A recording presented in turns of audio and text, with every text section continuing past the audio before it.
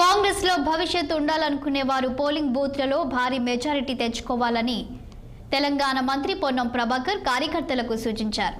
రాజన్న సిరిసిల్ల జిల్లా వేములవాడలో నియోజకవర్గ రివ్యూ సమావేశం నిర్వహించారు. ఈ సందర్భంగా కాంగ్రెస్ పార్టీ కార్యాలయాన్ని ప్రారంభించిన మంత్రి ఎన్నికలపై కార్యకర్తలకు దిశానిర్దేశం చేశారు. పేపర్ 1లో పాస్ అయ్యాం గెలిచాం, పేపర్ 2లో గెలవాలని పొన్నం పేర్కొన్నారు. 5 ఏళ్లు తామే అధికారంలో ఉంటామని ఆయన ధీమా వ్యక్తం చేశారు.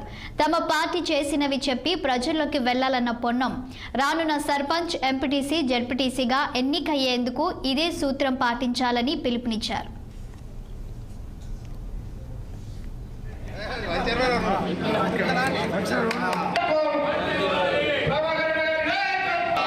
మేము ఒకటే కోరుతా ఉన్నాం. ఈరోజు భారతీయ జనతా పార్టీ కానీ బీఆర్ఎస్ కానీ 5 సంవత్సరాలు పార్లమెంట్ సభ్యుడిగా చేసినారు. ప్రస్తుత పోటీలో ఉన్నటువంటి ఇద్దరు కూడా వారు పార్లమెంట్ నియోజకవర్గానికి ఏం చేశారని అడిగితే ఉలిక్కిపడి డైవర్షన్ మార్చి ఆరోపణలు చేస్తూ ఉన్నారు, శిఖండిలను ప్రయోగిస్తూ ఉన్నారు.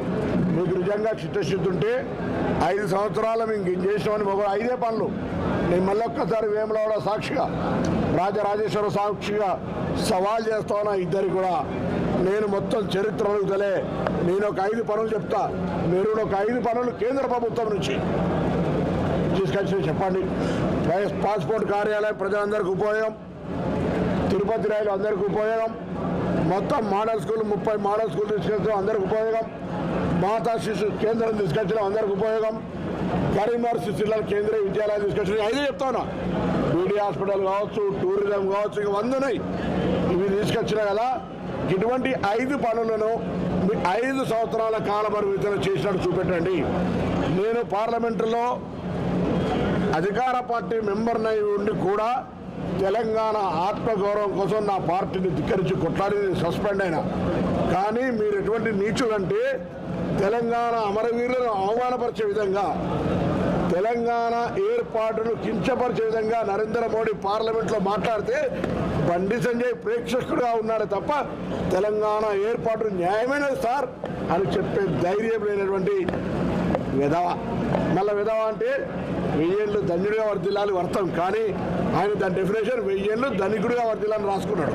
నేను అడుగుతా ఉన్నా, ఇలా తెలంగాణ బిల్లు తెలంగాణ ప్రజల ఆకాంక్ష మా తాత ముత్తాతలు నాడిది. ఆ బిల్లు పార్లమెంట్లో ప్రజాస్వామికంగా మీ పార్లమెంటరీ నాయకురాలు సుష్మా స్వరాజ్ కూడా మద్దతు ఇచ్చిన విషయం తెలియదా?